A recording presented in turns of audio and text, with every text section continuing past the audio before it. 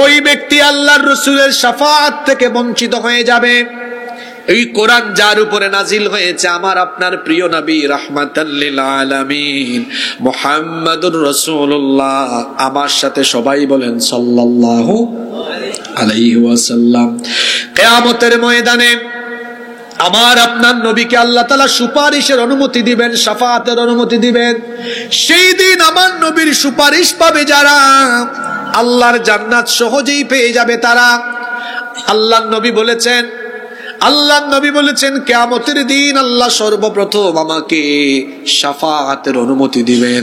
আমি যার জন্য সুপারিশ করব, আল্লাহ তাকে আর জাহান্নামে দিবেন না, আল্লাহ তাকে জান্নাত দিয়ে দিবেন। সুবহানাল্লাহ। খুব মনোযোগ দিয়ে শোনেন, স্কুল কলেজ ইউনিভার্সিটির ছাত্র ভাইয়েরা, যুবক ভাইয়েরা, সবাই কথাগুলো মনোযোগ দিয়ে শোনেন। কথাগুলো যুবকদেরকে আমি একটু বেশি দৃষ্টি আকর্ষণে দিয়ে বলার কারণ হলো, আমরা অনেকেই আছে এখনো কোরআন শিখতে পারি নাই। আমার ভাইয়েরা ভালো করে শোনেন, যারা আমরা কোরআন শিক্ষা থেকে নিজেকে বঞ্চিত করলাম, আমরা যেন নিজেরাই নিজেকে আল্লাহর নবীর সুপারিশ থেকে বঞ্চিত করার ব্যবস্থা করে দিলাম। কারণ কিয়ামতের ময়দানে আল্লাহ তাআলা যখন তার নবীকে সুপারিশের অনুমতি দিবেন, পারমিশন দিবেন, আল্লাহর নবী সুপারিশ করতে থাকবেন। কিছু ব্যক্তির জন্য যখন নবী সুপারিশ করতে চাইবেন, ফেরেশতারা নিষেধ করে দিবে। আল্লাহর নবী বলবেন, কেন তাদের ব্যাপারে নিষেধ করছো? জানিয়ে দেওয়া হবে, এরা সেই ব্যক্তি যারা দুনিয়াতে থাকা অবস্থায় কোরআন বিশুদ্ধ করে শিখে নাই, কোরআন থেকে নিজেকে বঞ্চিত করেছে। আল্লাহর নবী তখন এই ব্যক্তিদের জন্য আল্লাহর দরবারে সুপারিশ করার পরিবর্তে আল্লাহর আদালতে এদের বিরুদ্ধে মামলা দায়ের করবেন। এদের ব্যাপারে অভিযোগ করে তিনি আল্লাহ তাআলাকে বলবেন। কোরআনে কারীমের 25 নম্বর সূরা সূরাতুল ফুরকানের 30 নম্বর আয়াত আল্লাহ তাআলা বলছেন, রাসূল তখন এদের ব্যাপারে অভিযোগ করে বলবেন, ওয়াকালার রাসূলু ইয়া রাব্বি ইন্না কওমি ইত্তাখাযু হাযাল কুরআনা মাহজুরা।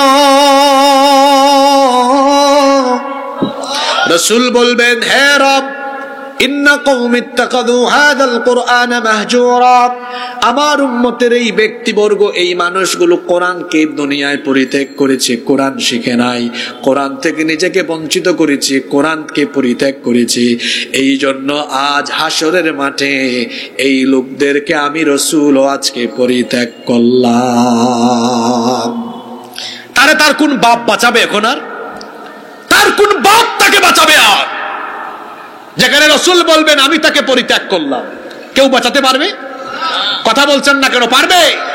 আপনি কি এখানে আসেন নাকি এক কান দিয়ে ঢুকে অন্য কান দিয়ে বের করে দেন? কথা কি বুঝতেছেন এগুলা? রাসূল বলবেন আমি তাকে পরিত্যাগ করলাম, কে বাঁচাবে তাকে? আর আমাকে বলেন, এখনো আপনি কোরআন শিখলেন না। কোরআন না শিখে আপনি দুনিয়া থেকে যাইয়েন না, পরিস্থিতি বড় সাংঘাতিক হয়ে যাবে।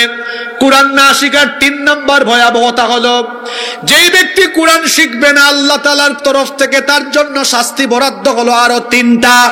জোরে বলেন কয়টা? রব্বুল আলামিন কোরআনে কারীমের 20 নম্বর সূরা সূরাতুত তাহা এর 124 নম্বর আয়াত থেকে বলছেন, ওয়া মান আরাদা আন যিকরি ফাইন্না লাহু মাঈশাতান দানকা ওয়া নাহশুরুহু ইয়াওমাল কিয়ামাতি আমা। আল্লাহ তাআলা বলছেন, যারা আমার উপদেশ সম্বলিত এই কিতাব থেকে মুখ ফিরিয়ে নিবে, ফাইন্না লাহু মাঈশাতান দানকা, নিশ্চয়ই আমি তাদের জীবনকে সংকীর্ণ করে দিব।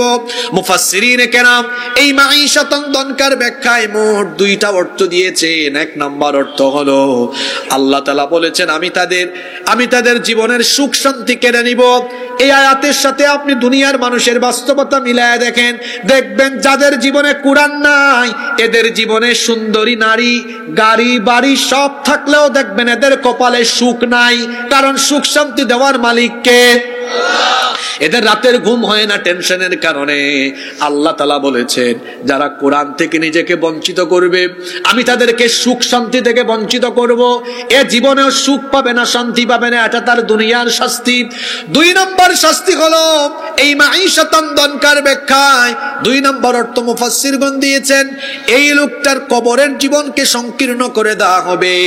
আপনার বেডরুম হলো 150 স্কয়ার ফিট, 180, 200, 250 স্কয়ার ফিট, কিন্তু আপনার জন্য যে কবর অপেক্ষমান, এই কবর বড় ন্যারো, বড় সংকীর্ণ জায়গা। মাত্র 3.5 হাত কবরে মানুষ আপনাকে রেখে দিয়ে চলে আসবে। কোরআন না শিখে কবরে যাইয়েন না রে ভাই, পরিস্থিতি কিন্তু জটিল হয়ে যাবে। যখনই মানুষ আপনাকে কবরে রেখে উঠে চলে আসবে, কোরআন না শিখে যে ব্যক্তি কবরে যাবে সেই ব্যক্তির কবর আরো সংকীর্ণ হয়ে যেতে থাকবে। সংকীর্ণ হতে হতে সংকীর্ণ হতে হতে 2 পাশের কবরের মাটি তার দেহকে এমন ভাবে চাপ দিবে, তার এক পাশের পাঁজর গিয়ে অন্য পাশের পাঁজরে এভাবে ঢুকে যাবে। আল্লাহু আকবার। এই রকম করে তার উপরে আল্লাহর হুকুমে শাস্তি চলতে থাকবে ততক্ষণ, কিয়ামত হবে না যতক্ষণ। এটা হলো তার 2 নম্বর শাস্তি। আর ওই ব্যক্তির জন্য 3 নম্বর শাস্তি হলো ইসরাফিল আলাইহিস সালাম সিংহায় ফুৎকার দেওয়ার পরে যখন কিয়ামতের দিন কবর খুলে যাবে, কবর থেকে যখন মানুষকে উঠায়া হাসরের ময়দানে একত্রিত করা হবে, যে ব্যক্তি কোরআনের শিক্ষা থেকে নিজেকে বঞ্চিত করেছে সেই ব্যক্তিকে আল্লাহ তাআলা কিয়ামতের দিন অন্ধ করে দিয়ে, চক্ষুকে আলোহীন করে দিয়ে কবর থেকে উঠাবেন।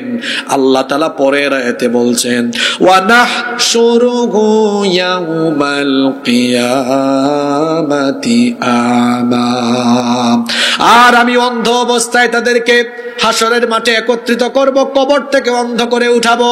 যখন এদেরকে অন্ধ বানিয়ে চক্ষু আলোহীন করে দিয়ে কবর থেকে উঠানো হবে, তখন এই ব্যক্তি আল্লাহ তাআলাকে অভিযোগ করে বলবে ক্বালা রাব্বি লিমা হাশারতানি আ'মা ওয়া ক্বাদ কুনতু বাসীরা,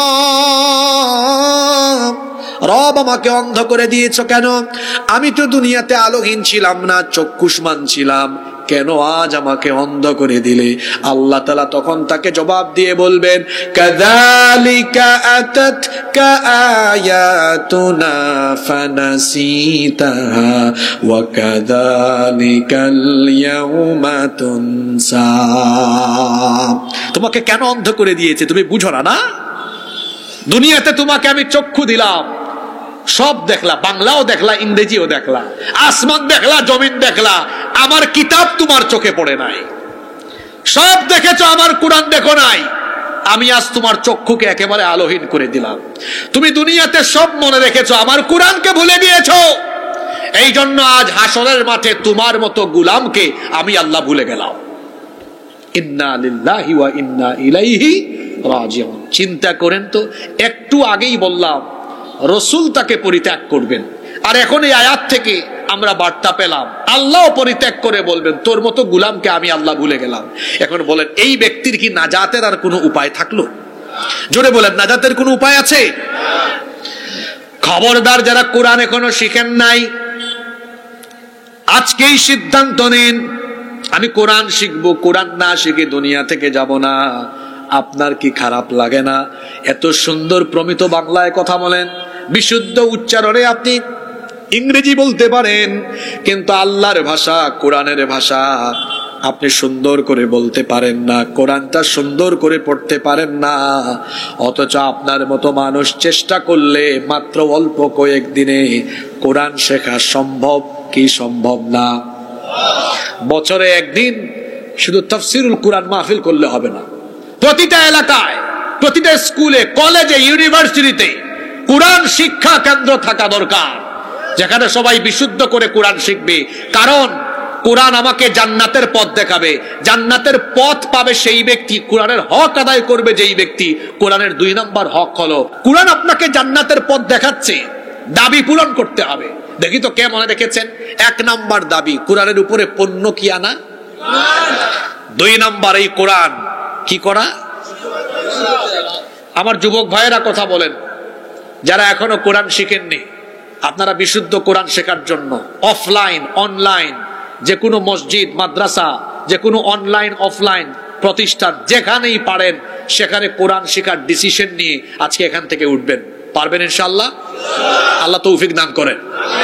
নাম্বার 3, আপনাদের কি কষ্ট হচ্ছে নাকি? কমিটিকে ধন্যবাদ। পাবনায় এই মাহফিল আর ঈশ্বরদীতে আরেকটা মাহফিল করেছিলাম। এই দুটা মাহফিল ইতিহাস হয়ে থাকবে। মাহফিল তখনই সফল হয় যখন কমিটি সময় মেনটেন করে, ম্যানেজমেন্টের যখন দক্ষতা থাকে। আজকের কমিটি বড় স্মার্ট। আমাকে একদম 9টায় বলেছে, 9টায় উঠিয়েছে, ওয়াদা পূরণ করেছে। এই কমিটির প্রতি আমার সম্মান, ভালোবাসা, শ্রদ্ধাবোধ আজীবন থাকবে ইনশাআল্লাহ। দেখছেন মানুষ কত মনোযোগী, কারণ লুট নেওয়ার মতো তার ক্যাপাসিটি আছে। কিন্তু আপনি 11টায় উঠান, ওর তো আর ক্যাপাসিটি থাকে না, তখন দুর্বল হয়ে যায়, ব্যাটারি ফিউজ। অনেক জায়গায় আছে কালেকশন করতে করতে 11টা বাজায়, আছে না এরকম? আমরাও সিদ্ধান্ত নিয়েছি যে আগামী বছর থেকে সারা দেশে যারা 10:30 বা সর্বোচ্চ 11টার আগে মাহফিল শেষ করবে না, এদেরকে মাহফিল দেওয়া হবে না। সম্মানিত ভাইয়েরা, 3 নম্বর আমাদের প্রতি কোরআনের 3 নম্বর হক হলো, আমি বিশুদ্ধ করে কোরআন শিখলাম, এখন কোরআন আমাকে বলছে এখন বেশি বেশি এই কোরআন তিলাওয়াত করতে হবে। বেশি বেশি কোরআন কি করতে হবে? কোরআন তেলাওয়াত করলে মানুষের হৃদয় প্রশান্ত হয়, কোরআন তেলাওয়াতে মানুষের ঈমান বাড়ে। আল্লাহ তাআলা এজন্য বলেছেন, ওয়া ইযা তুলিয়াত আলাইহিম আয়াতুহু যাদাতুহুম ঈমানা। যখন আল্লাহর আয়াত এদের সামনে তেলাওয়াত করা হয় তখন তাদের ঈমান আরো বেড়ে যায়। দেখবেন কঠিন মুসিবতের সময়ে কোরআন তেলাওয়াত করলে ঈমান বাড়ে। আপনি যখন কোরআন পড়বেন আর যদি বুঝতে পারেন, কঠিন ভাবে ঈমান বাড়বে। যেমন আমি আপনাকে বলি, আপনি অসুস্থ হয়েছেন, অসুস্থ অবস্থায় কোরআন পড়েন, ঈমান বাড়বে। বলবেন হুজুর কেমনে ঈমান বাড়বে? কোরআনের ওই ঘটনাটা পড়েন। আপনি 6 মাস 7 মাস অসুস্থ, মন খারাপ, আইয়ুব নবীর ঘটনাটা কোরআন থেকে পড়েন। আল্লাহ বলছেন, ওয়া আইয়ুবা ইয নাদা রাব্বাহু আন্নী মাসসানিয়াদ ওয়া আনতা আরহামুর রাহিমিন। 18 বছরের জটিল অসুস্থতা, তার শরীর পচে যাওয়ার উপক্রম হয়েছিল, জিহ্বা পর্যন্ত পচনধরা আরম্ভ হয়েছিল। 18টি বছর পর্যন্ত অসুস্থ থাকলেন, হতাশ হলেন না, আল্লাহর উপর তাওয়াক্কুল করলেন, শেষ পর্যন্ত আল্লাহর কাছে দোয়া করলেন, আন্নী মাসসানিয়াদ দুররু ওয়া আনতা আরহামুর রাহিমিন। হে আল্লাহ, আমি অসুস্থ, তুমি তো রহমানুর রাহিমিন। এতটুকু কথা বললেন, আল্লাহ তার রোগ ভালো করে দিলেন। আহারে, দুনিয়াতে এমন অনেক রোগ আছে ডাক্তার ভালো করতে পারে না, কিন্তু আল্লাহ চাইলে ওই রোগী ভালো হয়ে যেতে পারে কি পারে না? আপনার বাচ্চা হয় না, সন্তান হয় না, কোরআন তেলাওয়াত করেন, রব্বি হাবলি মিনাস সালিহিন ফাবাশশারনাহু বিগুলামিন হালিম। এটা সূরা সফফাত। 86 বছর পর্যন্ত আমার জাতির পিতা ইব্রাহিম আলাইহিস সালামের সন্তান হয় না, আশা ছাড়েন নাই, দোয়া করেছেন আল্লাহর কাছে। এই আয়াত যখন আপনি পড়বেন আর উপলব্ধি করবেন, ঈমান বাড়বে, ঈমান তাজা হবে। কঠিন বিপদে পড়েছেন, ইউনুস নবীর কাহিনী পড়েন, মুসা নবীর কাহিনী পড়েন, ইব্রাহিম আলাইহিস সালামের কাহিনী পড়েন, আপনার ঈমান বেড়ে যাবে, আপনি কখনো হতাশাগ্রস্ত হবেন না। আজ আমাদের বাড়ি ঘরে কোরআনের তেলাওয়াত নাই। আল্লাহর নবী বলেছেন, লা তাজআলু বুয়ুতাকুম মাকাবির, তোমরা তোমাদের বাড়ি ঘরকে কবর বানিয়ে ফেলো না, বেশি বেশি করে বাড়ির মধ্যে, ঘরের মধ্যে কোরআন তেলাওয়াত করো। আল্লাহর নবী বলেছেন, ইন্নাল বাইতাল্লাযী তুকরাউ ফীহি সূরাতুল বাকারা ইয়ানফিরুশ শাইতানু আন। আল্লাহর নবী বলেছেন, যে বাড়ির মধ্যে, যে ঘরের মধ্যে সূরা বাকারা তেলাওয়াত হয়, ওই ঘরে, ওই বাড়িতে আর শয়তান থাকতে পারে না। আল্লাহর কোরআনের আয়াত তেলাওয়াত হলে পরে শয়তান ওই বাড়ি ছেড়ে পালিয়ে যায়। তাহলে যেই বাড়িতে কোরআনের তেলাওয়াত যত বেশি, ওই বাড়ি শয়তানের প্রভাব মুক্ত তত বেশি। আর যেই বাড়িতে তেলাওয়াত যত কম, ওই বাড়িতে শয়তানি তত বেশি। কারণ আপনাদের বাড়িতে আপনারা তেলাওয়াত বাড়াবেন না কমাবেন? জোরে বলেন, বাড়াবেন না কমাবেন? আজকে আসার সময় পাকশিতে আমি লাঞ্চ করলাম, দুপুরের খাবার, আসরের টাইমে খুব গান বাজনা, কনসার্টের আওয়াজ শুনলাম। জিজ্ঞেস করলাম, এত আওয়াজ কোথা থেকে আসে? জাহান্নামের আওয়াজ শোনা যায়। তো সে বলতেছে হুজুর জাহান্নাম পাইলেন কই? বললাম এই যে আওয়াজগুলো, মিউজিক, বাজনা, গান, এগুলো তো জাহান্নামের আওয়াজ। কোথার থেকে আসে? কয় পাশে। আমি বললাম ওখানে কারা এগুলো করছে? কয় এখানে কোন এক ক্যাডেট কলেজ পাবনারি, এরা ওখানে ফুর্তি করতে গিয়েছে। আমি বললাম তাই? যারা গাইছে, যে আওয়াজ আসতেছে, এর মধ্যে কোনো মাধুর্যতা নাই। কোরআনের তেলাওয়াতে মাধুর্যতা আছে। আজ পর্যন্ত আপনি গান শুনলে কাউকে কাঁদতে দেখেছেন? কিন্তু কোরআনে কারিমের তেলাওয়াত শুনলে অর্থ না বুঝে মানুষ কেঁদেছে, এমন আছে না নাই? মসজিদে হারামে, মসজিদে নববীতে যখন তিলাওয়াত আরম্ভ হয়, তিলাওয়াত শুনলে মনে হয় আসমান থেকে যেন কোরআন নাজিল হচ্ছে। আল্লাহু আকবার। যুবক ভাইদেরকে বলবো, যারা কলেজে ইউনিভার্সিটিতে পড়ো, কনসার্টের আয়োজন করে গান বাজনায় লিপ্ত হয় ওরা, ওদের সুরে কোনো মায়া নাই, ওদের সুরে হৃদয়ের কোনো খোরাক নাই। আছে শুধু প্রেম, বেদনা, বিরহ, আছে শুধু সেকা খাওয়ার কাহিনী। যদি গান শুনতে মন চায় তো আমার দেশে সাইমুম আছে, কলরব আছে। তোমাদেরকে যারা এসে গান শোনায় কলেজ ইউনিভার্সিটিতে, একটু মিউজিক বন্ধ করে বলো খালি গলায় গাইতে, ফাটা বাঁশের মতো গলা, অটোটিউন দিয়ে দেয় কোরআন থেকে।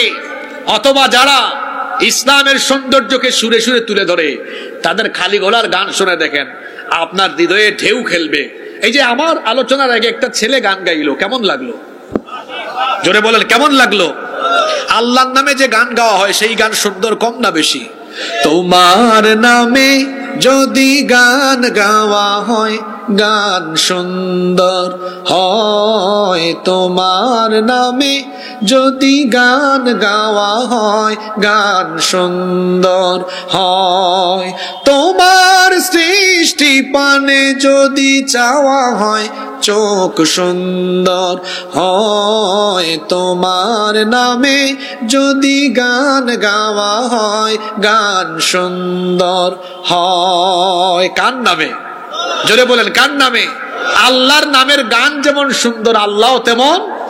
দুনিয়া সুন্দর, মানুষ সুন্দর, আসমান সুন্দর, জমিন সুন্দর, সুন্দরে সুন্দরে পাল্লা। জানি না কত সুন্দর তুমি আল্লাহ, জানি না কত সুন্দর তুমি আল্লাহ। সুবহানাল্লাহ। আল্লাহর নবী বলেছেন, আল গিনাউ ইয়ামবুতুন নিফাকু ফিল কলবি কামা ইয়ামবুতুল মাউজ যারা। পানি সেচ দিলে যেমন ফসলের উর্বরতা বাড়ে, ফসলের উৎপাদন বাড়ে, ঠিক তেমনি গান বাজনা এগুলো মানুষের অন্তরে নিফাকি বৃদ্ধি করে দেয়। কিন্তু যেই গানে আল্লাহর শান, রসুলের শান, ইসলামের সৌন্দর্য ফুটে উঠে, সেই গানগুলো মানুষের অন্তরকে শানিত করে, সমৃদ্ধ করে, পবিত্র করে। আল্লাহু আকবার। আমার জাতীয় কবি কত সুন্দর সুন্দর গান লিখেছেন।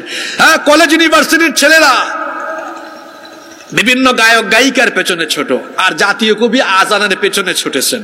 আজান শুনতে শুনতে আজান এটা এত ভালো লেগেছে, মরার আগে লিখেও গিয়েছেন, মসজিদেরি পাশে আমায় কবর দিও ভাই, যেন গোরে থেকে মুয়াজ্জিনের আজান শুনতে পাই।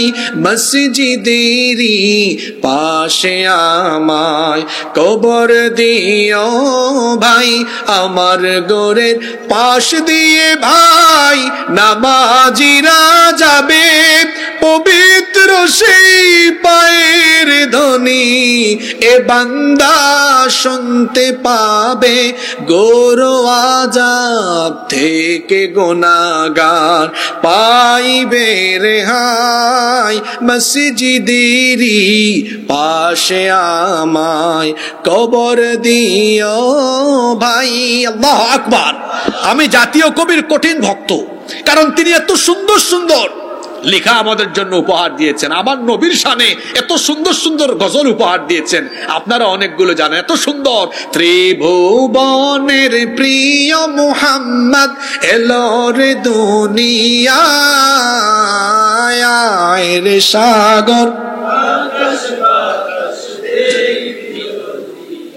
আমার জাতীয় কবি রমজানের পরে যে ঈদ আসে কি সুন্দর পবিত্র লেখা দিয়ে গেলেন, নাফরমানের দল শয়তানের দল ওইখানে মিউজিক ঢুকাই আমার জাতীয় কবির লেখা পবিত্র গানকে মিউজিক দিয়ে নাপাক বানিয়ে ফেলেছে। ওই যে রমজানের ওই রোজার শেষে কাল লেখা, জানেন এটা আপনারা? জাতীয় কবির লেখা। অমন রমজানের ওই রোজার শেষে এলো খুশির ঈদ, তুই আপনাকে আজ বিলিয়ে দে শোন আসমানি তাগিদ, তোর সোনা দানা বালা খানা সব রহে লিল্লাহ, দে জাকাত মুর্দা মুসলিমে আজ ভাঙাইতে নিদ। অমন রমজানের ওই রোজার শেষে এলো খুশির ঈদ। আল্লাহু আকবার। হ্যাঁ, আমি কিন্তু জাতীয় কবির চরম ভক্ত। এত এত লেখা তিনি উপহার দিয়েছেন। আল্লাহ, তুমি জাতীয় কবির কবরকে জান্নাতের বাগান বানিয়ে দাও। যুবক ভাইদেরকে বলবো, কলেজে আর বিশ্ববিদ্যালয়ের ক্যাম্পাসে থাক দিনে দিন 3 দিন বাজাইও না। যে গানে কি শুনো এগুলা, অত সেকা খাওয়ার কাহিনী বলে, ও তোমাকে বিরহের কাহিনী বলে, ও গানে গানে তোমাকে অশ্লীলতা জিনা ব্যভিচারের দিকে উৎসাহিত উদ্বুদ্ধ করে। যে গানে আল্লাহর দিকে রসুলের দিকে উৎসাহিত উদ্বুদ্ধ হওয়া যায় সেই গান মুসলমান শুনবে, এর বাহিরে কোনো মুসলমান অন্য কোনো আজে বাজে গান শুনতে পারে না। সবচেয়ে সুন্দর হলো কোরআন। সবচেয়ে সুন্দর আওয়াজ কিসের আওয়াজ? কোরআনের আওয়াজ সুন্দর, কম না বেশি? এটা শুনলেই ভালো লাগে। দেখবেন ওরা কত কিছু বলে, আপনি যখন কোরআন শুনবেন শুনতেই মজা লাগবে। যখন কোরআন থেকে বলা হবে ইয়াসিন ওয়াল কুরআনিল হাকিম ইন্নাকা লামিনাল মুরসালিন আলা সিরাতিম মুস্তাকিম, হৃদয়ে প্রশান্তি দিবেন কে? আপনার আমার প্রতি কোরআনের 3 নম্বর দাবি হলো কোরআন বিশুদ্ধ করে শেখার পর তা বেশি বেশি তেলাওয়াত করা এবং বেশি বেশি শোনা। মনে থাকবে? আল্লাহ মনে রাখার তৌফিক দেন। বেশি কষ্ট হচ্ছে নাকি আপনাদের? নাম্বার 4, গুরুত্বপূর্ণ কথা, আমাদের প্রতি কোরআনের 4 নম্বর দাবি হলো, আমি তো বিশুদ্ধ কোরআন শিখলাম পড়লাম, এবার আমার প্রতি কোরআনের 4 নম্বর দায়িত্ব হলো আমার অধীনস্থদেরকে কোরআন শিক্ষা দেওয়ার ব্যবস্থা করা। এটা কার দায়িত্ব? আমার দায়িত্ব। আজ আপনি বাবা হিসাবে, মা হিসাবে চরমভাবে ব্যর্থ। অনেকের সন্তানকে তারা কোরআন শিক্ষা দিতে পারেনি। যে পিতামাতা তার সন্তানকে কোরআন শিক্ষা দিতে পারেনি সেই পিতামাতা, ব্যর্থ পিতামাতা, এদের জন্য পাবনার মানসিক হাসপাতাল অপেক্ষা করছে। কারণ এদের সন্তান এদেরকে এমন জ্বালাপুরা সামনে দিবে, এরা তখন মানসিক হাসপাতালে যাওয়া লাগতে। বলবেন হুজুর কেন? যারা তাদের সন্তানদেরকে কোরআনের শিক্ষা দেয় না, কোরআনের শিক্ষা বিবর্জিত শিক্ষা একটি সন্তানকে আদর্শচ্যুত করে দিতে পারে, যার ফলে সে তার পিতামাতাকে বাড়ি থেকে গলা ধাক্কা দিয়ে বের করে ওল্ড হোম, বৃদ্ধাশ্রমে রেখে আসতে পারে। আপনার বাচ্চা, আপনার সন্তান কোরআন পড়তে পারে না এখন। আমি কিছুদিন আগে এক বাড়িতে বসে আছি মাহফিলে, তো তিনি আমাকে বলছেন, হুজুর আমার ছেলেটা ইংলিশ মিডিয়ামে পড়ে, ব্রিটিশ কারিকুলামে পড়ছে, অ লেভেলে আছে। আমি বললাম মাশাআল্লাহ। তারপর আমাকে বলছে, আপনি কি জানেন সে আপনার সাথে একেবারে চমৎকার করে অনর্গল ইংরেজিতে কথা বলতে পারবে। আমি বললাম ওকে, ইটস ফাইন, খুব ভালো। আমি জিজ্ঞেস করলাম, আপনার ছেলে যে অনর্গল ইংরেজিতে কথা বলতে পারে, ও কি অনর্গল কোরআন বিশুদ্ধ করে পড়তে পারে? চুপ, এখন কোনো কথা বলতে পারে? আমার দিকে তাকান, যারা ম্যারিড আছেন, বিবাহিত, তারা বলেন। আপনি বাড়ি গিয়ে শুনলেন, বাড়ির দরজায় গিয়ে শুনলেন আপনার ছোট্ট ছেলে, ছোট্ট মেয়ে সুন্দর করে পড়ছে, আর-রহমানু আল্লামাল কুরআনা খালাকাল ইনসানা আল্লামাহুল বায়ান আশ-শামসু ওয়াল কমারু বিহুসবানিন ওয়ান নাজমু ওয়াশ-শাজারু ইয়াসজুদান। আপনি বলেন, আপনার ছেলে মেয়ে আপনাকে শত শত কোটি টাকা হাতে দিলে উপার্জন করে আনন্দ লাগবে, না এই তেলাওয়াত আপনাকে আনন্দ দিবে? জোরে বলেন। হায় হায়, এটা কেবল তারা বলতে পারবে যাদের সন্তানাদি আছে। বাচ্চার এই তেলাওয়াত শুনলে কলিজা ঠান্ডা হয়ে যায়। আপনি জীবিত আছেন, আপনার ছেলে মেয়ে কোরআন এখনো শিখিনি, এই দায় কার? এটা আপনার। আপনি কি জানেন কত বড় ক্ষতি করলেন? এই সন্তান কিয়ামতে আপনার বিরুদ্ধে দাঁড়াবে, এই সন্তান কিয়ামতে আপনার বিরুদ্ধে দাঁড়াবে। কখন দাঁড়াবে? এই যে সন্তানকে কোরআন শিখালেন না, সে যখন জান্নাতের পথ হারিয়ে ফেলবে, জাহান্নামের দিকে ধাবিত হবে, তাকে আল্লাহ জাহান্নামে দেওয়ার সময় সে বলবে, আল্লাহ আমাকে জাহান্নামে দেওয়ার আগে আমার মা বাপকে ডেকে আনেন। আল্লাহ জিজ্ঞেস করবেন, তোমার মা বাপকে তুমি কি করবা? সন্তান তখন বলবে, নাজআলহুমা তাহতা আকদামিনা লিয়াকুনা মিনাল আসফালিন। আমার মা বাবার বুকের উপরে পাড়া দিব, বুকের উপরে পাড়া দিয়ে তাদেরকে পদদলিত করে, দলিত মথিত করে তারপরে জাহান্নামে যাব। আপনি আপনার বাচ্চাকে কোরআন শিখালেন না, এই বাচ্চা, এই ছেলে, এই মেয়ে কিয়ামতের দিন আপনার বুকের উপরে উঠে পাড়া দিতে চাইবে, বেজ্জত করতে চাইবে, আপনাকে জাহান্নামে নেওয়ার জন্য আল্লাহর দরবারে সুপারিশ করবে। তার বিপরীতে আপনি যদি আপনার ছেলে মেয়েকে কোরআন শিখাতে পারেন, তো কোরআনওয়ালা এই সন্তান সে যখন জান্নাতে যাবে, সে বলবে, আল্লাহ আমি আজকে একা কেন জান্নাতে যাব? আমার মা কোথায়, বাবা কোথায়? তাদের জন্য সুপারিশের সুযোগ আমাকে দাও। আল্লাহ তাকে সুপারিশের সুযোগ দিবেন। আল্লাহ বলবেন, তুই শুধু তোর পিতা মাতাকে নিয়ে জান্নাতেই যাবি না, বরং তার আগে তোর পিতা মাতাকে আমি হাসরের মাঠে সকল মানুষের সামনে আজকে সম্মান দিব। সেই সম্মান হলো, আল্লাহ ফেরেশতাদেরকে বলবেন, এই ছেলেটার, এই মেয়েটার বাপ মাকে আজকে ডেকে আনো। ডেকে আনার পরে আল্লাহ বলবেন, উলবিসা ওয়ালিদাহু তাজাই ইয়াউমাল কিয়ামা। এই ছেলে, এই মেয়ের মা বাবার মাথার মধ্যে আজকে নূরের মুকুট পরিধান করিয়ে দাও। আল্লাহু আকবার। এই সম্মান আপনারা পেতে চান? আওয়াজে তো মনে হয় না। পেতে চান? সন্তানকে অ আ ক খ এ বি সি ডি শেখাবেন, পড়ে আলিফ বা তা থা শেখাবেন সবার আগে। Teach your children the Holy Book Quran. The Holy Book Quran will teach your children everything. আপনার সন্তানকে কোরআন শিখান, তার হাতে কোরআন দেন। এই কোরআন তাকে গোটা দুনিয়ার জ্ঞান বিজ্ঞানের সাথে পরিচিত করে দিবে। কোরআন ছাড়া শান্তি নাই, কোরআন ছাড়া মুক্তি নাই। আমরা যখন মারা যাব, সব আমলের ধারা বন্ধ হয়ে যাবে। কিন্তু আল্লাহর নবী বলেছেন, ইদা মাতাল ইনসান ইনকাতা আনহু আমালুহু ইল্লা মিন সালাসা। তিনটি আমলের ধারা, তিনটি আমলের সওয়াব মানুষ কবরে গিয়েও পায়। এক নাম্বার হলো সদকাতুন জারিয়া, সদকায়ে জারিয়া। দুই নাম্বার ইলমুন ইউনতাফাউ বি, এমন জ্ঞান যে জ্ঞানের মাধ্যমে মানুষ উপকার লাভ করে। তিন নাম্বার হলো ওয়ালাদুন সালিহুন ইয়াদউ লাহু, এমন নেককার সন্তান, যেই নেককার সন্তান তার পিতামাতার জন্য দোয়া করে। কোরআন ছাড়া সন্তান নেককার সন্তান হতে পারবে না। আপনার সন্তানকে কোরআন শেখায় যান, দুনিয়াতেও আপনার জন্য সম্মান, আখিরাতেও সম্মান।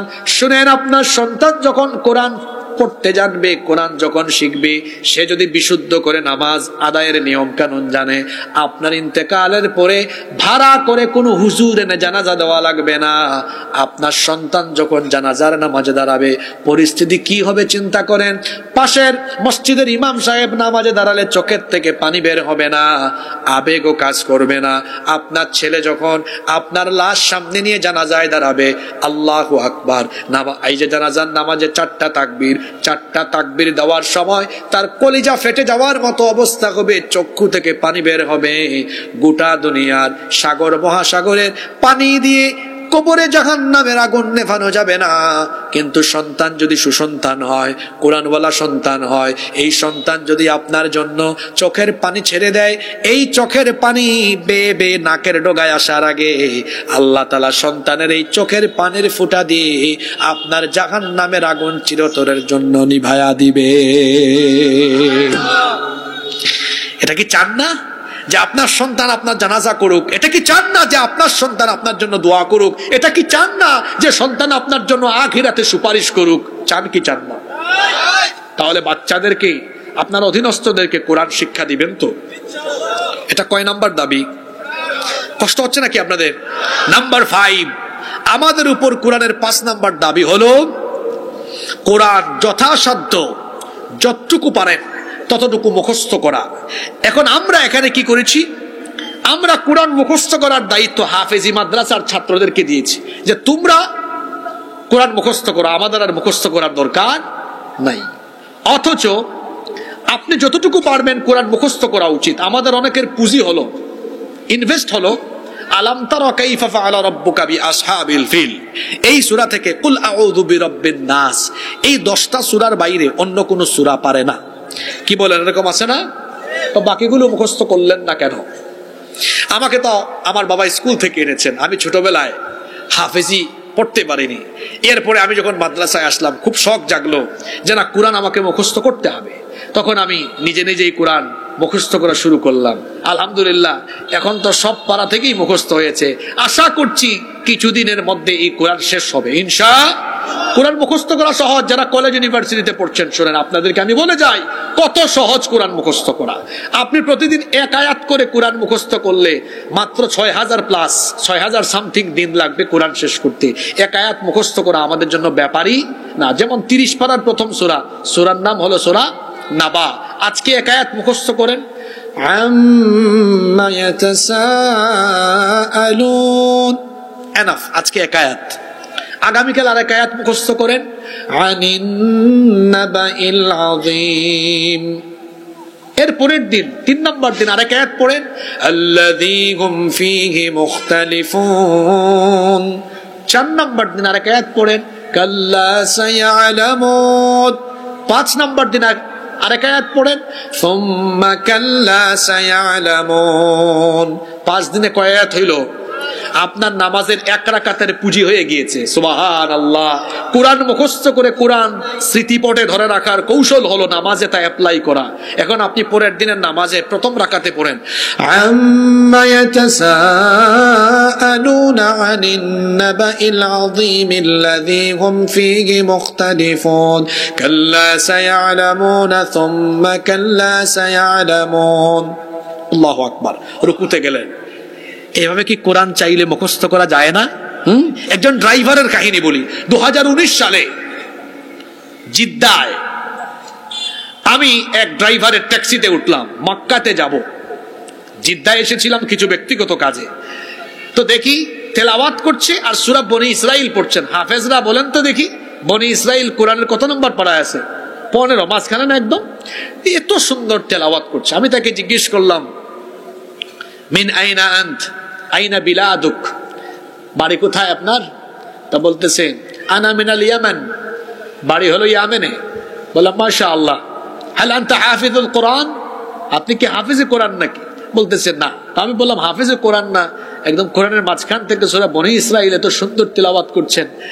কয় আমি হাফেজ না, ঠিক আছে, কিন্তু আমি যখনই সময় পাই, সুযোগ পাই, কোরআন তেলাওয়াত মজা লাগে, ভালো লাগে। যখনই সময় পাই মুখস্থ করি। মুখস্থ করতে করতে অর্ধেকের বেশি কোরআন আমি মুখস্থ করে ফেলেছি। একজন ড্রাইভার পারলে আপনি পারবেন না? আমরা তো স্বপ্ন দেখি এমন শিক্ষা ব্যবস্থা।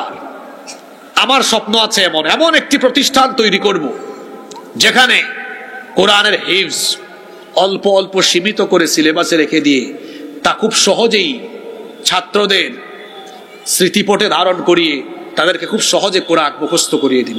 পদ্ধতিটি হলো এই, আপনাদের সাথে শেয়ার করছি। আপনারাও চাইলে এমন প্রতিষ্ঠান এই পাবনায় শুরু করুন। যদি প্লে, নার্সারি বা ফাউন্ডেশনের স্টেজ এই ক্লাসগুলিতে থাকে, আদব কায়দা, দোয়া দুরুদ এগুলো শিখাইলেন, মাসালা শেখালেন, কিছু আদব আখলাক শেখালেন। ক্লাস 1, 2, ক্লাস 1-এ তাকে কায়দা বুঝেন তো আপনারা? কায়দা সিফারা বুঝেন না? কায়দা সিফারা এটা শিখায় নাজেরাতে দেখলেন, নাজেরা। ক্লাস 2-তে তাজবিদ সহ এই 1 বছর কোরআন শিখাবেন। শুধু কোরআন না, তার বাইরে বাংলা, ইংরেজি, গণিত, অন্যান্য সাবজেক্ট থাকবে। তাকে আপনি ক্লাস 2-তে কোরআন শুদ্ধ করে শিখাবেন। এবার আমার দিকে তাকান। ক্লাস 3, 4, 5, 6, 7, 8, 9, 10, 8টা ক্লাস। প্রতি ক্লাসে 3 পারা করে কোরআন মুখস্থ করা কম্পালসারি করে দেন, বাধ্যতামূলক। 3 পারা, বেশি না, কিন্তু বেশি না, মাত্র 60 পেজ, 60 পৃষ্ঠা। 60 পৃষ্ঠা সিলেবাস মুখস্থ করার সময় কত বছর? আমার দেশের ছেলেরা যে পরিমাণ মেধাবী, আমার দেশের ছেলে মেয়েরা 60 পৃষ্ঠা চাবায় চুবায় খায় ফেলবে। ঠিক না বেটি? তাইলে 1 বছরে 3 পারা করে শেষ হইলে এই 8টা ক্লাসে 3 8 24, ইন্টারমিডিয়েটে গেল, ফার্স্ট ইয়ারে আরো 3 পারা, সেকেন্ড ইয়ারে আরো 3 পারা, 3 3 6, 24 আর 6 কত?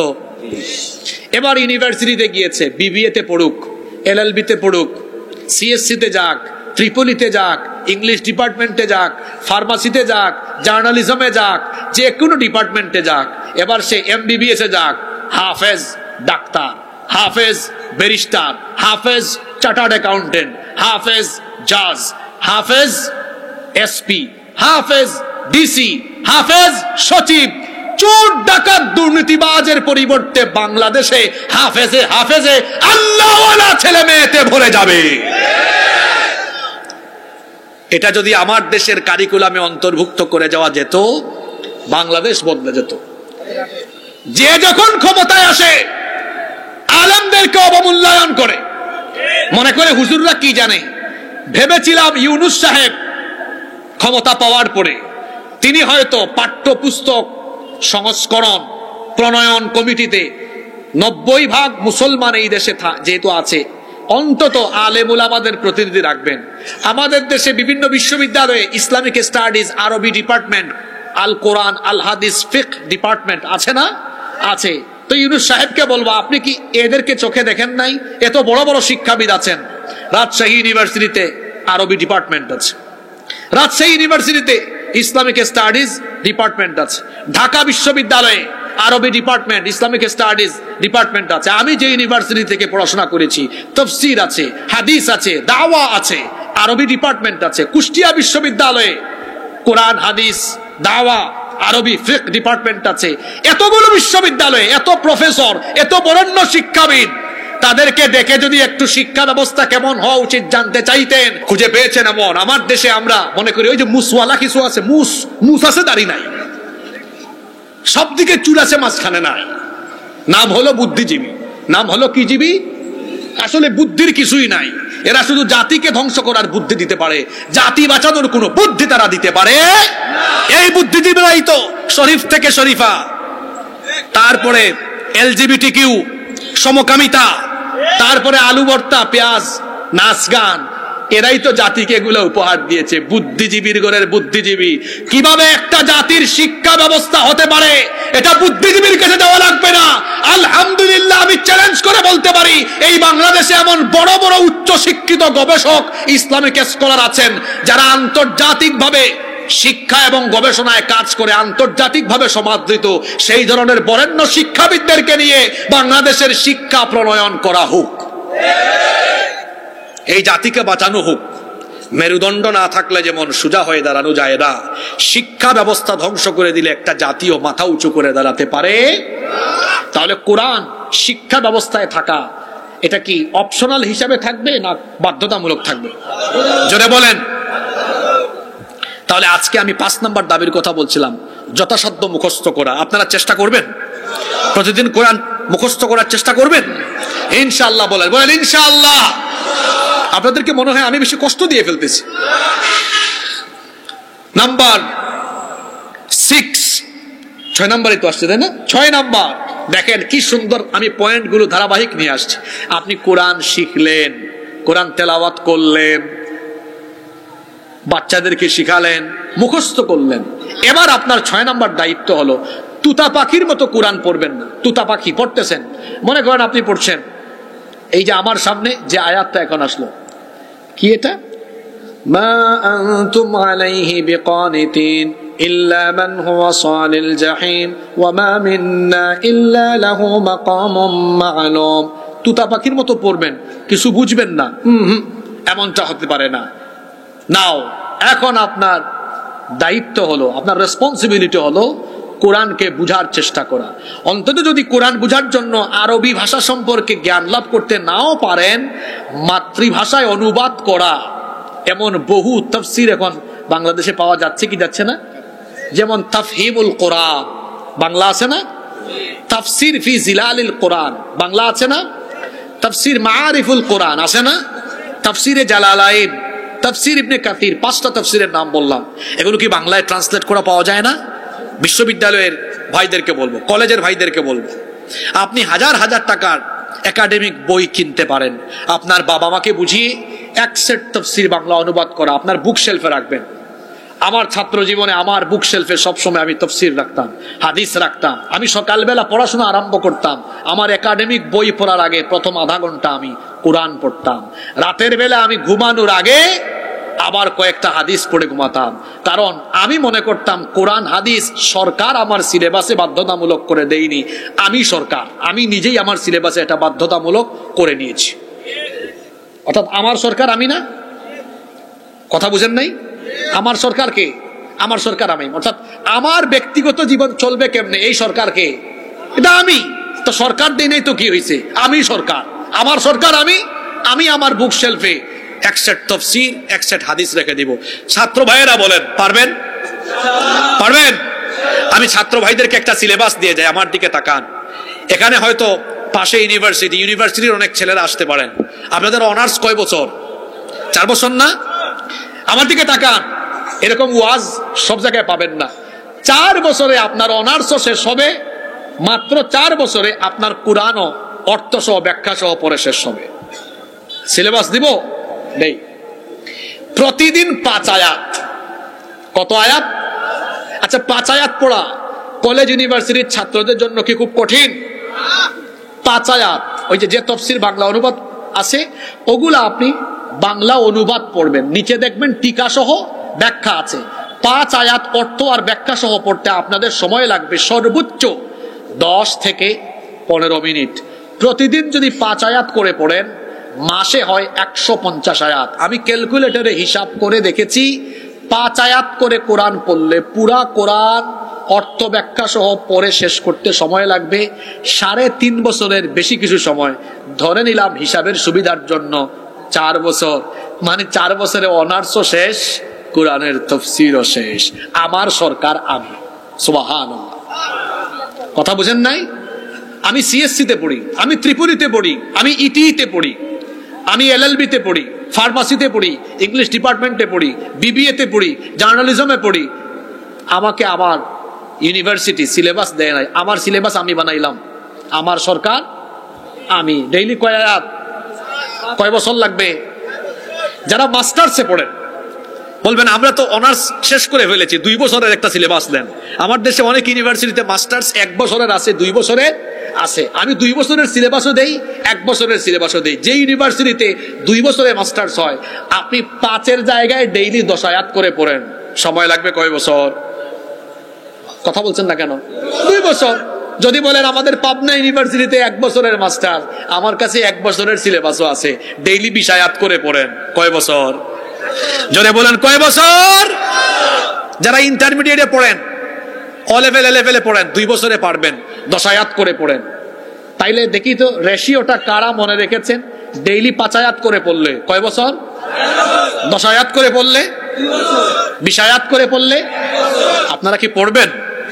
কেন পড়বেন না বলেন? কারণ আল্লাহ বলছেন কিতাবুন আনজালনাহু ইলাইকা মুবারাকুন লিয়াদাব্বারু আয়াতিহি ওয়াল ইয়াতাযাক্কারা উলুল আলবাব। আপনার উপরে এই কিতাব নাজিল করেছি যাতে করে আল্লাহর আয়াত সমূহ তারা উপলব্ধি করে বুঝার জন্য এটা নাজিল করেছেন কে? আল্লাহ তাআলা সূরা মুহাম্মাদের 24 নম্বর আয়াতে বলেছেন আফালা ইয়াতাদাব্বারুনাল কুরআন আফালা ইয়াতাদাব্বারুনাল কুরআন আম আলা কুলুবিন আকফালুহা। তোমাদের কি হয়েছে? কি হলো তোমাদের?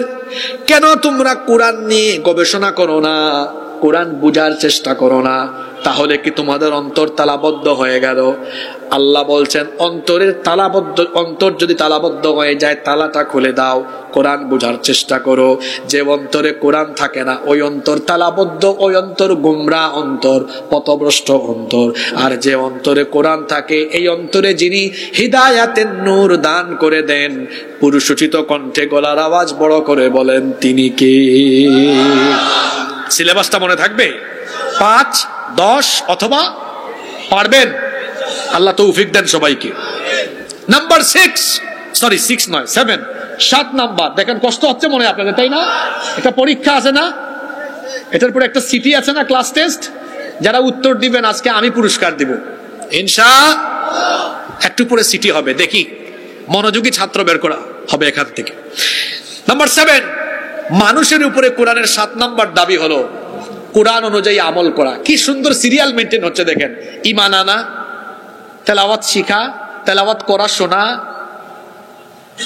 এরপরে অধীনস্থদেরকে শেখানো, মুখস্থ করা, বুঝা, তারপরে কি করা? আমল করা। কি করা? কোরআন অনুযায়ী আমল করা। এটি হচ্ছে আমাদের উপরে কোরআনের 7 নম্বর দাবি।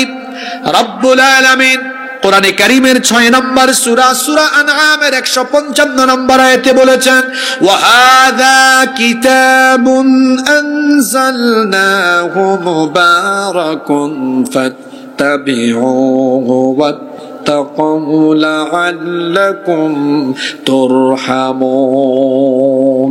এটা এমন কিতাব যা নাজিল হয়েছে মুবারক বা বরকতময় হিসাবে, তোমরা এটার অনুসরণ করো। যদি এই কিতাবের অনুসরণ করো, আমল করো, তোমাদের উপর রহম করবেন কে? আম্মা জান আয়েশা রাদিয়াল্লাহু আনহাকে এসে সাহাবীরা জিজ্ঞেস করলেন, আমাদের প্রিয় নবীজির চরিত্র কেমন ছিল, আমাদেরকে একটু বলেন। তিনি বললেন, তোমাদের বাড়ি থেকে কোরআন নাই? তারা বললেন, হ্যাঁ আছে। বললেন, বাড়ি যাও, আমি আর ওয়াজ নসিহত করে নবীর চরিত্র তোমাদেরকে বলা লাগবে না। বাড়ি গিয়ে কোরআন খোলো, কোরআন খুলে কোরআন পড়ো। কানা খুলুকুল কোরআন, এই কোরআনের প্রতিটা লাইন যেমন আমার নবীর চরিত্র হলো তেমন। কোরআনের প্রতিটা লাইন যেমন আমার নবী। এটা হলো প্রিন্টেড কোরআন, প্রিন্টেড ভার্সন।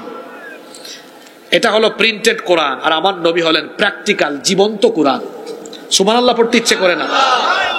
আর আমরা কি কোরআন জানেন? আমাদের বাড়িতে আছে প্রিন্টেড কোরআন, আর আমরা মরা কোরআন। বলবেন হুজুর মরা কোরআন কেমনে? আমি বাড়িতে পড়ি, ইয়া আইয়ুহাল্লাযীনা আমানু লা তাকুলুর রিবা আদআফাম মুদাআফা, চক্রবৃদ্ধি হারে সুদ খেও না। বাড়িতে তেলাওয়াত করে বাড়ি থেকে বের হয়ে আমি সুদ দেই, সুদ খাই। কোরআনে বলা হয়েছে জিনা করো না, কোরআন তেলাওয়াত করে আমি জিনা করি। তাহলে কোরআনের সাথে আমার জীবনের কি কোনো মিল আছে নাকি? এই জন্য বলেছি আমার আপনার জীবন হলো মরা কোরআন। কি কোরআন? আর আমার রাসূলের চরিত্র ছিল জীবন্ত কোরআনের মতো। সুবহানাল্লাহ। আল্লাহর নবী বলেছেন, মান ক্বালা বিহি সাদাকা, যে কোরআন থেকে কথা বলে সে সত্য কথা বলে। ওয়ামান হাকামা বিহি আদালা, যে কোরআন দিয়ে বিচার করে সে সঠিক বিচার করে। ওয়ামান আমিলা বিহি উজরা, যে ব্যক্তি কোরআন অনুযায়ী কোরআনের মতো আমল করে সেই ব্যক্তিকে যিনি পুরস্কার দান করেন তিনি কে? আমল করতে হবে। এবার আসেন, আমার আর 2টা পয়েন্ট বাকি আছে, খুব গুরুত্বপূর্ণ। আমি কি আপনাদের থেকে আর 10টা মিনিট চেয়ে নিতে পারি? সময় দিবেন আমাকে? এই 7টা পয়েন্ট ব্যক্তি পর্যায়ের। কি পর্যায়ের? পরবর্তী 2টা পয়েন্ট সামষ্টিক পর্যায়ের। 7 গেল। 8 নাম্বার, আমাদের প্রতি কোরআনের দাবি হলো এই কোরআন তিলাওয়াত শিখলাম, পড়ি, মুখস্থ করি, বুঝি, আমল করি। এখন একা একা আমি কোরআন তেলাওয়াত করে বুঝে আমল করে জান্নাতে যাব, ইসলামে এই সুযোগ। এবার দায়িত্ব হলো এই কোরআন প্রচার করা। দায়িত্ব হলো যারা যারা কোরআন শিখেছে বা শিখে নাই তাদেরকে ডেকে ডেকে সবাইকে কোরআনের পতাকা তলে ঐক্যবদ্ধ করে কোরআনের দল গঠন করা। জোরে বলেন, কিসের দল গঠন করা? সবাই বলেন, কিসের দল? 8 নম্বর দায়িত্ব এবার কোরআনের দল গঠন করা। আল্লাহ বলছেন, ওয়ালতাকুম মিনকুম উম্মাতুন ইয়াদউনা ইলাল খায়রি ওয়া ইয়ামুরুনা বিল মা'রুফি ওয়া ইয়ানহাউনা আনিল মুনকার ওয়া উলাইকা হুমুল মুফলিহুন। আর তোমাদের মধ্যে এমন দল হওয়া উচিত, দল থাকা উচিত যারা মানুষকে সৎ কাজের আদেশ দিবে, অসৎ কাজ থেকে নিষেধ করবে, মানুষকে সুপথে ডাকবে, ভালো পথে ডাকবে। যে ব্যক্তি মানুষকে কোরআন দিয়ে ডাকে সেই ব্যক্তি মানুষকে হেদায়াতের পথে ডাকে। যেই ব্যক্তি আল্লাহর দিকে মানুষকে ডাকে সেই ডাকের চাইতে উত্তম কোন ডাক আর হতে পারে না। এজন্য আল্লাহ বলছেন ওয়ামান আহসানু কওলাম মিম্মান দাআ ইলাল্লাহি ওয়া আমিলা সালিহান ওয়া ক্বালা ইন্নানি মিনাল মুসলিমিন। তার কথার চাইতে আর কার কথা উত্তম হতে পারে যে তার কথা দিয়ে মানুষকে আল্লাহর দিকে আহ্বান করে। সুবহানাল্লাহ। আমরা যারা কোরআন শিখেছি, কোরআন বুঝেছি, আমরা মানুষকে কার দিকে ডাকি? আমরা কোনো ব্যক্তির দিকে মানুষকে ডাকি না, আমরা কোনো ব্যক্তির পূজা করি না, আমরা কোনো নেতা নেত্রীর গোলামি করি না, আমরা মানুষকে ডাকি এক আল্লাহর দিকে, আর ডাকি মুহাম্মদুর রাসূলুল্লাহ সাল্লাল্লাহু আলাইহি ওয়াসাল্লামের দিকে। কোরআনের দাবি হলো আপনারা নিজেরা কয়েকজন মিলে দল বানায়া নিজেদের আদর্শ প্রতিষ্ঠার সংগ্রাম করবেন না। কোরআনের দাবি হলো নিজেরা মিলে কোরআনের দল গঠন করে কোরআনের প্রচার করে কোরআনের রাষ্ট্র কায়েমের দিকে এগিয়ে যাওয়া। দেখেন আজকের আলোচনা কোথা থেকে শুরু হয়ে কোথায় এসেছে। এটা ৮ নম্বর দাবি, মানুষের কাছে কোরআন নিয়ে যেতে হবে এবং কোরআনের আন্দোলনে শামিল হতে হবে। এই পৃথিবীতে কোরআনের দল ছাড়া যত দল আছে সব দল হলো শয়তানি দল। একটা হলো হিজবুল্লাহ, আল্লাহর দল, আর একটা হলো হিজবুশ শাইতান, শয়তানের দল। কোরআনের দল ছাড়া যত দল আছে সব দল হলো শয়তানের দল। এটা কি আমার কথা নাকি? আসেন তো কোরআন কি বলে। الذين آمنوا يقاتلون في سبيل الله والذين كفروا يقاتلون في سبيل الطاغوت فقاتلوا أولياء الشيطان إن الشيطان كان ضعيفا। খেয়াল করে শুনুন, আল্লাযীনা আমানু ইউকাতিলুনা ফি সাবিলিল্লাহ, ঈমানদার যারা আল্লাহর পথে লড়াই করে, তারা অর্থাৎ আল্লাহর পথে লড়াই করে চেষ্টা চালিয়ে সংগ্রাম করে তারা আল্লাহর হুকুমতকে, আল্লাহর বিধানকে প্রতিষ্ঠার জন্য কাজ করে, এরা হলো ঈমানদার। আর যারা ঈমানদার নয়, ঈমানের বিপরীতে আছে নাফরমান, তারা লড়াই করে তাগুতের পথে। কার পথে? হু ইজ তাগুত? তাগুত কে? তাগুত ব্যাপক অর্থবোধক একটি শব্দ। এক কথায় তাগুত হলো আল্লাহর এই জমিনে আল্লাহর আইনের পরিবর্তে, আল্লাহর আইনের বিরুদ্ধে অবস্থান নেয় যারা, তাগুত হলো যারা চায় না আল্লাহর আইন, কোরআনের আইন প্রতিষ্ঠা হোক, কোরআনের দল সমাজ রাষ্ট্র পরিচালনা করুক, এটা যারা চায় না এরা তাগুত। বলবেন হুজুর একটা উপমা দেন, একটা এক্সাম্পল দেন, একটা উদাহরণ কোরআন থেকে দেন।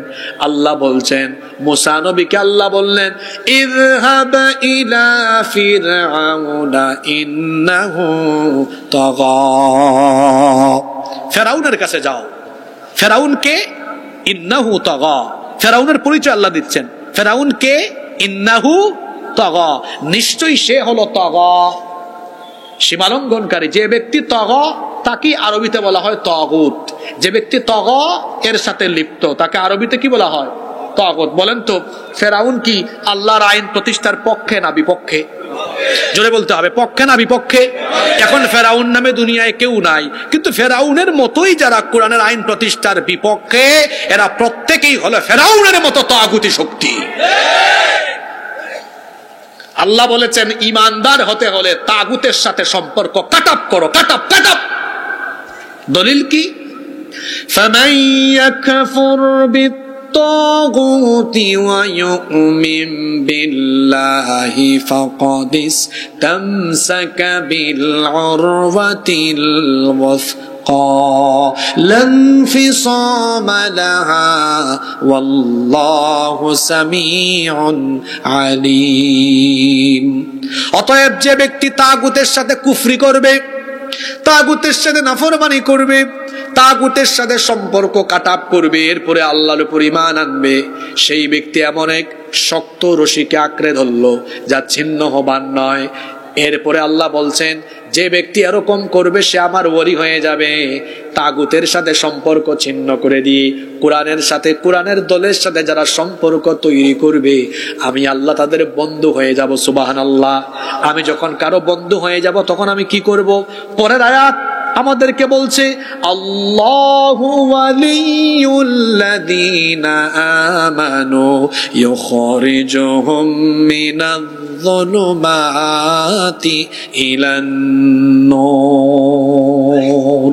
আল্লাহ তাদের অভিভাবক, বন্ধু হয়ে যাবেন আর তাদেরকে তিনি অন্ধকার থেকে আলোর পথে নিয়ে আসবেন। সুবহানাল্লাহ।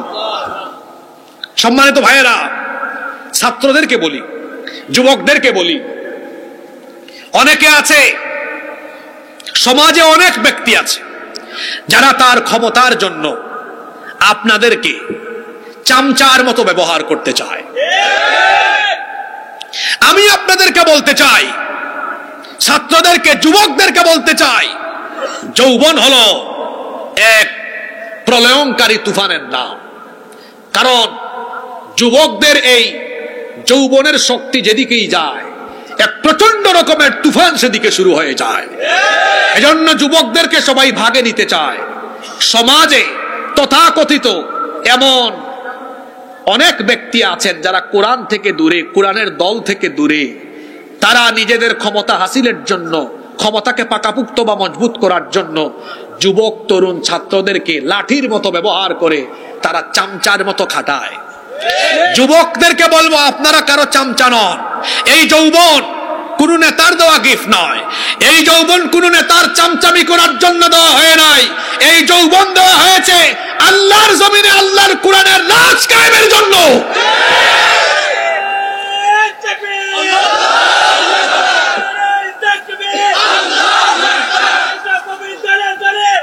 এই যে ভাইটা স্লোগান দিল, নারায়ে তাকবীর, আল্লাহু আকবার। আর এই নেতারা আপনাকে দেখে স্লোগান শিখায়, জালো রে জালো। তারপরে কি শিখায়? আমার ভাই তোমার ভাই, অমুক ভাই তমুক ভাই। আমার ভাইয়ের চরিত্র ফুলের মতো পবিত্র, নামাজ পড়ে না এই এক ওয়াক্ত, গাজ্জা খায় 5 ওয়াক্ত, শয়তানের ভক্ত, জাহান্নামের তক্ত। যুবকদেরকে বলবো, এই সকল বেঈমান, বেনামাজি, কোরআন বিরোধী, ইসলাম বিরোধী যত নেতা নামের খেতা আছে, তাদের সাথে সম্পর্ক ছিন্ন করে আলেম উলামা আর কোরআন ওয়ালাদের সাথে সম্পর্ক তৈরি করো। নইলে একসাথে দিয়েন, একসাথে মারি দিয়ে, নইলে কি হবে? নইলে কি হবে? আমি কোরআন থেকে আজকে বলবো। আমি সূরা নাম্বার, আয়াত নাম্বার বলি, বাড়ি গিয়ে মিলায় নেবেন। কোরআনে কারীমের 25 নম্বর সূরা, সূরা ফুরকানের 27 নম্বর আয়াত থেকে আল্লাহ তাআলা বলছেন, ওয়ায়াউমা ইয়াদ্দু-যালিমু আলা ইয়াদাইহি ওয়া ইয়াকুলু ইয়া লাইতানি তাখাযাতু মা'আর রাসূলি সাবিলা। সেই দিন জালিমেরা তাদের 2 হাত কামড়াবে, 2 হাত কামড়ায় কামড়ায় আফসোস করে বলবে, হায় দুর্ভাগ্য, আমি যদি দুনিয়াতে থাকা অবস্থায় বেনামাজি বেঈমান নেতাদের অনুসরণ না করে, রসুলের তরিকার অনুসরণ করে, রসুলের নেতৃত্বের গুণাবলী যাদের কাছে ছিল তাদের সাথে যদি আমি চলতাম, আমার জন্য সেটাই ভালো হতো। আফসোস করে তারা আরো বলবে, ইয়া ওয়াইলাতা লাইতানি লাম আত্তাখিয ফুলানান খালিলা। হায় হায় হায়, আমি যদি অমুককে আমার বন্ধু না বানাতাম, আমার নেতা, আমার অভিভাবক না বানাতাম। আফসোস করবে। আফসোস করার আগে দুনিয়াতে থাকা অবস্থায় ভালো হয়ে যাওয়া ভালো না খারাপ? এই সকল বেঈমান, বেনামাজি, ভণ্ড নেতা কর্মী যারা পথভ্রষ্ট ছিল, দুনিয়াখোর ছিল, হারামখোর ছিল, চাঁদাবাজি, টেন্ডারবাজি করত, যারা কোরআনের দল করেনি, যারা কোরআনের সাথে থাকেনি, এই সকল ভণ্ড নেতা আর ভণ্ড কর্মীরা জাহান্নামে। উভয় পক্ষ একজন আর একজনের সাথে দেখা সাক্ষাৎ হবে। সাক্ষাৎ হওয়ার পরে কর্মীরা তাদের নেতাদের সাথে কি ধরনের কথোপকথন করবে, সেই কনভারসেশন আল্লাহ তাআলা কোরআনে কারীমের 14 নম্বর সূরা সূরা ইব্রাহিমের মধ্যে তুলে দিলেন। ভালো করে শোনেন, আল্লাহ বলছেন ফাকালাদ দুআফাউ লিল্লাযীনা ইসতাকবারু ইন্না কুন্না লাকুম তাবআন ফাহাল আনতুম মুগনুনা আন্না মিন আযাবিল্লাহি মিন শাই। তারা বলবে, হে আল্লাহ, আমরা আমাদের এই নেতাদের অনুসরণ করতাম, ইন্না কুন্না লাকুম তাবআন, নিশ্চয়ই আমরা তাদের অনুসারী ছিলাম, তারা যা বলেছে তাই করেছি, তাদের হুকুম মেনে আমরা অপকর্ম করে জাহান্নামী হয়েছি, সুতরাং আজকে এদের কারণে আমরা জাহান্নামে এসেছি। তারা বলবে, হে আমাদের নেতারা, তোমাদের কথা শুনে আমরা যে জাহান্নামে আসলাম, দুনিয়াতে তোমরা আমাদেরকে কত সাপোর্ট দিয়েছো, কিন্তু আজ প্রশ্ন হলো ফাহাল আনতুম মুগনুনা আন্না মিন আযাবিল্লাহি মিন শাই, আজ আল্লাহর আযাব থেকে আমাদেরকে রক্ষা করার জন্য কিছু করতে পারবে নাকি? নেতারা এবার বলবে, আমার কর্মীরা শোনো, আমার একটা বক্তব্য আছে, বক্তব্যটা দিয়ে দেই। কর্মীরা এবার আশা আকাঙ্ক্ষায় তাকায় থাকবে যে দেখি তো আমাদের নেতা কি বক্তব্য দেয়। এবার নেতা কর্মীর উদ্দেশ্যে ভাষণ দিবে, বক্তব্য দিয়ে বলবে, ক্বালু লাউ হাদানাল্লাহু লাহাদাইনাকুম, আল্লাহ যদি আমাদেরকে হেদায়াত দিতেন তাহলে তোমাদেরকে আমরা হেদায়াতের পথে রাখতাম, আমাদের নিজেদের কপালেই তো হেদায়াত ছিল না। আমার কর্মীরা লাফালাফি করো না, সাওয়াউন আলাইনা আজাজি'না আম সাবারনা মা লানা মিন মাহিস, আজকে যতই চিৎকার চেঁচামেচি করো, ধৈর্য ধারণ করো আর না ধরো, আজকে জাহান্নামে আমরা নেতা আর তোমরা কর্মী, নেতা কর্মী উভয়ের অবস্থা, উভয়ের আযাব আজকে জাহান্নামে সমান সমান। কর্মীরা বলবে, না না, এটা তো মানা যায় না। আল্লাহ বলবেন, কি রে, কি মানা যায় না? কর্মীরা এবার তাদের নেতাদের বিরুদ্ধে আল্লাহর কাছে অভিযোগ করে বলবে, হে আল্লাহ, এই নেতারা আমাদেরকে হুকুম দিয়ে দিয়ে অন্যায় করিয়েছে, তারা এখন বলে এখন নাকি জাহান্নামে তাদের আর আমাদের আযাব সমান সমান হবে, এটা তো মানা যায় না। আল্লাহ বলবেন, তাহলে তোমরা কি চাও? ধানের মাঝখানে যেগুলা থাকে, চাল হয় না, ওগুলাকে আপনারা আঞ্চলিক ভাষায় কি বলেন? সিটা। সিটা শেষ, আসল ধান এখানে আছে। মাহফিলে কিছু লোক আছে হুজুরের চেহারা দেখতে, কিছু লোক আছে হুজুর কোন গাড়ি দিয়ে আসছে, কিছু লোক আছে হুজুরের চেহারা দেখতে, কণ্ঠ দেখতে, কণ্ঠ শুনতে, আর কিছু লোক আছে হুজুর যেমন তেমন হোক, আমি যাচ্ছি কোরআন শুনতে। আমার সামনে যারা বসেছেন এরা সবাই হলো কোরআন প্রেমিক, এরা হচ্ছেন ওই যে ধান, আর যে সিটা মিটা যা আছে সব চলে গেছে, আলহামদুলিল্লাহ। তবে আজকে আনন্দের ব্যাপার হলো, আজকে এই মাহফিলে সিটার সংখ্যা কম, ধানের সংখ্যা বেশি। এরা হলো রিয়েল শ্রোতা, আর একটু পরে ফাইন্ড আউট হবে সবচেয়ে মনোযোগী শ্রোতা ইনশাআল্লাহ। আমাদের প্রতি কোরআনের নয় এবং সর্বশেষ দাবি হলো কোরআন অনুযায়ী রাষ্ট্র পরিচালনা করা। কোরআন অনুযায়ী কি পরিচালনা করা? যে রাষ্ট্র কোরআনের ভিত্তিতে পরিচালিত হয় সেটাকে বলে কোরআনিক রাষ্ট্র বা ইসলামী রাষ্ট্র।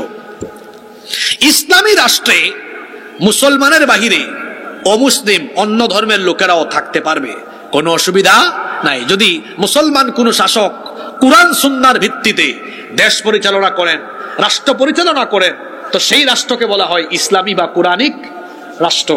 এখানে অমুসলিমরা মনে করতে পারেন যে কোরআন দিয়ে যদি দেশ পরিচালনা আরম্ভ হয় তা আমরা অমুসলিমদের কি হবে? আমি তাদেরকে বলবো, কোরআন মুসলমানদের সাম্প্রদায়িক কিতাব নয়, এটা সার্বজনীন কিতাব। এটা মুসলমানদের জন্য শুধু নাজিল হয়নি, এটা সকল মানুষের জন্য নাজিল হয়েছে। সুবহানাল্লাহ। এই কোরআনে হিন্দুর অধিকারের কথা আছে, বৌদ্ধ, খ্রিস্টান, অন্যান্য ধর্মের যারা আছে সব ধর্ম বর্ণের মানুষ কেমন নাগরিক সুবিধা পাবে, রাষ্ট্রীয় সুবিধা পাবে, এই কোরআনে কি নাই? জোরে বলেন, কোরআনে কি নাই? সুতরাং আমি বলতে চাই, মায়ের কুলে শিশু যেমন নিরাপদ, ইসলামী রাষ্ট্রে অমুসলিমরাও তেমন নিরাপদ।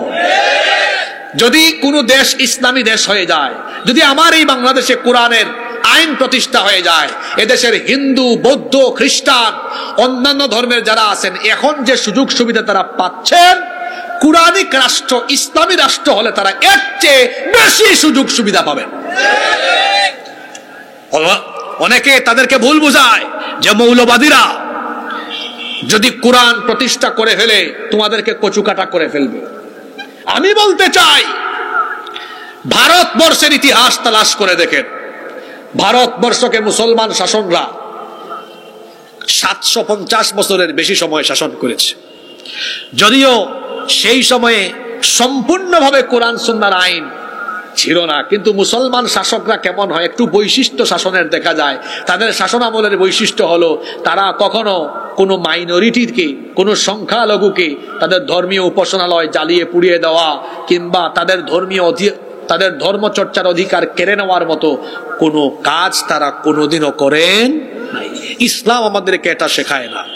কোরআনের রাষ্ট্র প্রতিষ্ঠা হলে সবাই সুযোগ সুবিধা ভোগ করবে, আর যতদিন পর্যন্ত কোরআনের রাষ্ট্র কায়েম হবে না ততদিন পর্যন্ত মানুষ আল্লাহর দেওয়া শরীয়তের 100% সুফল পাবে না। আমি এখানে ওয়াজ করলে সব মানুষ একদিনে নামাজি হবে না, কিন্তু আগামীকাল পার্লামেন্টের অধিবেশনে যদি বিল পাশ করা হয়, আইন পাশ যদি হয়ে যায়, নামাজ আদায় না করলে বেত লাগানো হবে। যে ওয়াজ মানুষকে মসজিদে নিতে পারে নাই, বেতের ভয়ে দেখবেন মসজিদ ভরে যাবে।